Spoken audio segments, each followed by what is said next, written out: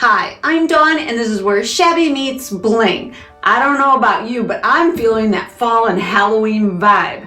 I've gone thrifting and I found some amazing things that I'm going to turn into some really cool things for my Halloween decor. This is Last Thing Thrifted, Fall and Halloween. I would love to thank my guests, Jody from Jody at Southern Seasons, Shelly from Repurpose My Way, Monica from Up All Night DIY, Zaina from OK at Home DIY, Buffy from Buffy Designs, and Tracy from Tracy Vanover Designs. You're going to find the links to their channels and this playlist in the description box below. Let's check out one of the last things I thrifted, or should I say, the last few things I thrifted. They have all of the Halloween and fall out at my Goodwill, my closest Goodwill. And these are 3 of the little pumpkins that I picked up. Aren't they sweet? The little guy, he was $1.49. Fabulous. Love it. The next size bigger was $1.99. I love that there's 2 sizes. Now this guy, it's my favorite. She's an older one. She didn't have a price on her. So I asked the manager and she said I could also have this one for $1.49. Scare. Aren't they cool? So happy. And we're going to be working with the 2 orange ones today. Friday had to check out my pumpkins too. He thinks they're pretty cool. I know you've seen these vintage Halloween buckets. They're paper mache and paper, and they are extremely old and they are extremely expensive. A friend of mine has a nice collection of them. Well, I'm going to be thrifty. I'm going to try to make my own. I'm going to try to make them look like they're paper mache, and I'm going to try to make them look old. And first and foremost, what I need to do is to drill a couple of holes on either side of my pumpkin. Both my pumpkins actually, because they are both going to have those cute little wire handles when we're done. I am just eyeballing my pumpkins and lining up from one side to the other a little red dot so that way I can bust out my tile bit and drill a couple holes in either pumpkin. And you're never going to see this red mark because all kinds of stuff is going to happen to these pumpkins. First thing I need to do is figure out a design for my pumpkin. I'm starting with the big guy, and I need to give him a little face. He needs a smile, he needs some eyes, and he needs a nose, and they need to be the appropriate size for the size of the pumpkin. So once I draw out a basic design, I cut them out of paper, and then I am going to cut them out of cardboard. But before I cut them out of cardboard, I check to see if they're going to work on my pumpkin. I need to see where they're going to set and how close together they're going to be. Like, do I want my little smile down low? Is he going to come up higher? Where are his eyes going to sit? So this is just the basic layout that I'm going to use for my little jack-o'-lantern. Once I'm satisfied that my design is going to work, I then trace them and cut them out of my cardboard. I, however, will not be using paper. I will not be using paper mache. I will be using Viva, kind of stretchy, paper towels. Of course, I busted out the Podge. We gotta have some Mod Podge in the action to make it stick onto my pumpkin. And my first mission is to get 1 whole coat of paper towels and Mod Podge all the way around my pumpkin. And the cool thing about this paper towel action here is you're gonna see, just like in those old ones, you're gonna see a little bit of the detail in the paper. I overlap and try to start a new sheet of paper towel in the groove. And if I don't hit it in the groove, then I gently tear it so that it's a nice, clean ending and that I don't have a seam in the middle of one of the little bulgy areas, that they all are kind of in the grooves. I continue working all the way around my pumpkin until I get one entire base coat all the way around. This is what it looks like as it's drying, and you can feel it. You can feel that it is paper. It is really bizarre because it no longer has the appearance of being ceramic. I make sure that I maintain the integrity of my holes by just taking my scissors and poking a little bit of hole in there, so that way it'll dry and I don't have to worry about searching for that hole later. And then I repeat the same process on my tiny little pumpkin. He's so cute. Wait till you see his little face. I love him. That first coat is completely dry and it has a really cool texture to it. But there's going to be recessed areas that need to be black. So I am taking my Waverly ink chalk paint and I am going to paint the areas that are going to remain black and are going to be recessed. Now it's time to build up my layers so that we actually create recessed areas. These are the little cardboard cutouts that I made earlier, and I am laying out his little face and I'm tracing with my Sharpie his little facial features. And I'm going to do this 6 times over. I'm going to do it on this piece of paper towel and 5 others. So now I cut out my very first little image, my little face, and then I am going to check it to see if it's placed where I want it, because I can always change my mind. This is just a paper towel, no big deal. So once I get it all the way cut out, I double check to see if that's where I want it, and then I continue matching up the next paper towel, and then the next paper towel, and the next paper towel, until I have all my layers exactly the same. I am really satisfied with the way this looks. So now I have to tear the edges of the little paper towel. There'll be a little more paper towel on the side of his face on one piece. Next layer, not so much. And it's kind of like laying bricks. You don't want your bricks to line up. You want to do them in a stagger, a brick pattern, so to speak. And that's the way I will be applying my little paper towels. So after this, it's on to the mad page. It is pagey time, not party time. What kind of party time? It's pagey time. Covering this thing really well, and then I will be laying on my first little face. You get it lined up, and what I discovered from doing this multiple times is that you have to be careful to pull in the right ways, because this stuff does stretch. So you have to be very careful not to pull it too hard that you stretch his little features and the next layer is too small to line up perfectly with this. So very carefully, you line it up, you put the little creases where they need to be. It kind of reminds me of hanging wallpaper. If you were pleating your wallpaper and your wallpaper had a jack-o'-lantern face cut out of it. So yeah. Once this is on, I add a top coat to my first little face, and then I will continue with blank paper towels all the way around to the back side and back up to the front again. So this is total layer 2. It's dry and I am ready for face number 2, which is coat or layer, I should say, number 3.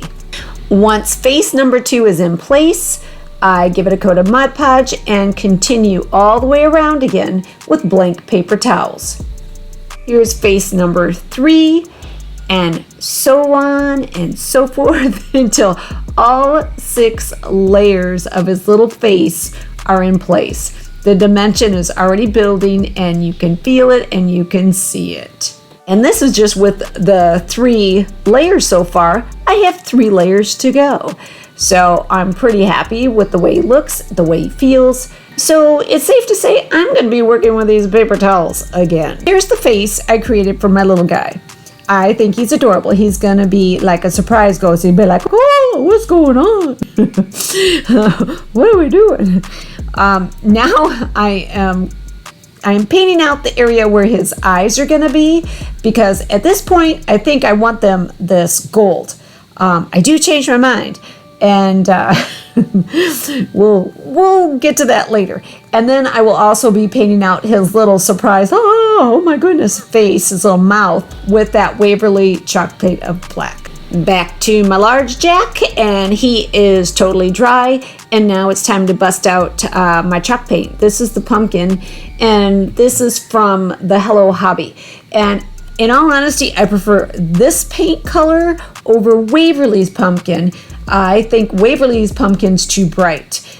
So I like this, and I will be doing an entire coat all around his little jack-o'-lantern head with this pumpkin.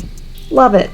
And now I'm touching up his eyes, nose, and mouth because there is a layer of Mod Podge all over them. So I just want to take the sheen away.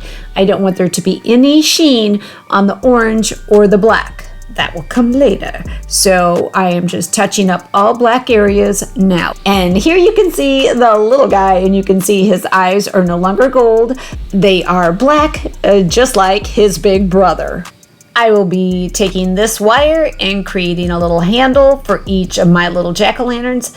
And it is very simple. I am just bending it with my hands, and I will tip them up at the end, a little bend, and it will hold them in place. The jack-o'-lanterns aren't that heavy.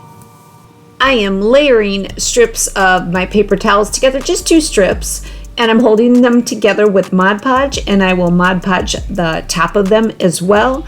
I will hang them up and let them dry because this is going to become the teeth for my little jack-o'-lantern. More dimension, y'all. More dimension. I said y'all. I don't ever say y'all. I must have heard someone say it recently. Yeah, these are going to be teeth. Now that those strips are dry, I'm cutting out some little teeth for both my little jack-o'-lanterns, and then I'm going to paint them. They are going to get painted with plaster chalk paint. I don't want anything too bright and stark for this because in the end, these are going to look vintage. I promise they are. At least that's the goal.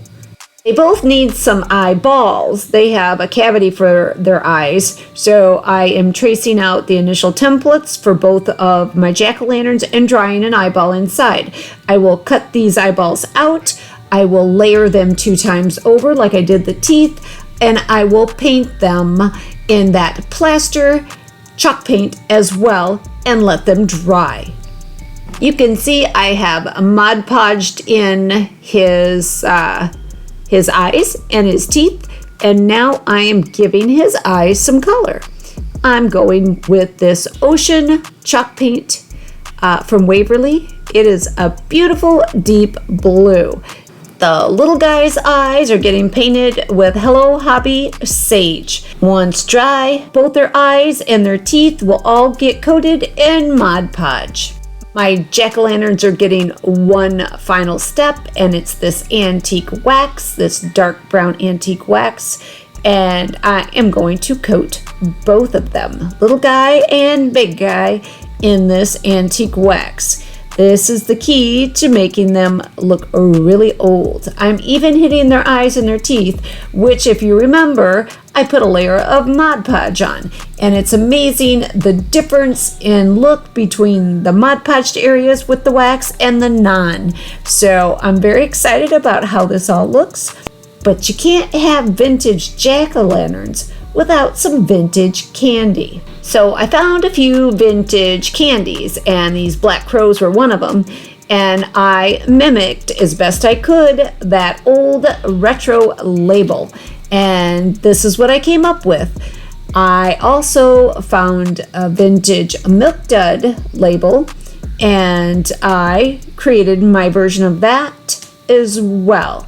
And I'm just using Canva. I'm changing colors of items to make it look more appropriate to what that original label looked like. And I'm using the fonts as close as possible because the exact fonts are not on here. I'm very excited to fold them up and get them put together. I even created some old school slowpokes. I used some skewers. I painted them plaster chalk paint from Waverly. I cut out some little pieces of cardboard, glued them together with hot glue, Then I took my little label that I created using these true retro images as inspiration. And I wrapped my label around that cardboard and hot glued it all in place and gave it a little twist around the stick. I couldn't resist one more thrifting trip, and look what I found. It's going to be perfect to go with my Halloween decor. This old photo in this old frame needs a little bit of something, so I'm going to give it a little bit of something. Everything is complete. I have finished my candy, I embellished my little jack-o'-lanterns a little bit, and I even did something fun with that old photo that I just thrifted. All that's left to do is to show you the final projects. Here's that old photo. I took a picture of it, sent it to Canva, and a little bit of verbiage on the back and a banner, and voila, we have the president of the Salem Club. There he is, looking handsome. He's making some decisions. What brooms get hung where? Where's the candy, he says. Oh, here's the candy. You better make sure you trick or treat the Salem Club because they did not cheap out. They've got it all. Slowpokes, milk duds, and black crows. Speaking of black crows, my 50-cent vintage thrifted crow is guarding that candy. Isn't he cool? And how about the star of the show? My large jack-o'-lantern. My vintage-looking dimensional large jack-o'-lantern. I really am happy with the way he turned out. Look at his teeth. It's almost like they're popping right out at you. And he looks lifelike and he looks happy because he is full of candy. He's full of that retro candy. You can see I added just a little bit of raffia and some jute and a frayed old ribbon to his handle. And here's our little guy. I have him hanging on my Salem Club broom valet sign, and he looks so cute there. He looks surprised. He's like, what am I doing here? I'm at the Salem Club. I love his teeth, and I love the expression on his little face. I'll leave the link to the Salem Club broom valet sign video in the description box below. Thanks again to my guests, Jody, Shelly, Monica, Zaina, Buffy, and Tracy, for joining me in this Last Thing Thrifted Fall and Halloween edition. You're going to find the links to their channels and this playlist in the description box below. I hope you enjoyed this video. If you did, give it a like, share it with your family and your friends and anyone that loves fall, Halloween, and really cool decor. You can follow me on Instagram, and don't forget to check out my shop on Etsy. Leave me a comment. I would absolutely love to hear from you. Ring the bell for notifications of all my upcoming videos. Subscribe. It's the best way to support my channel. But for now, this is Dawn with Shabby Meets Bling. Thank you so much for watching, and I look forward to seeing you next time.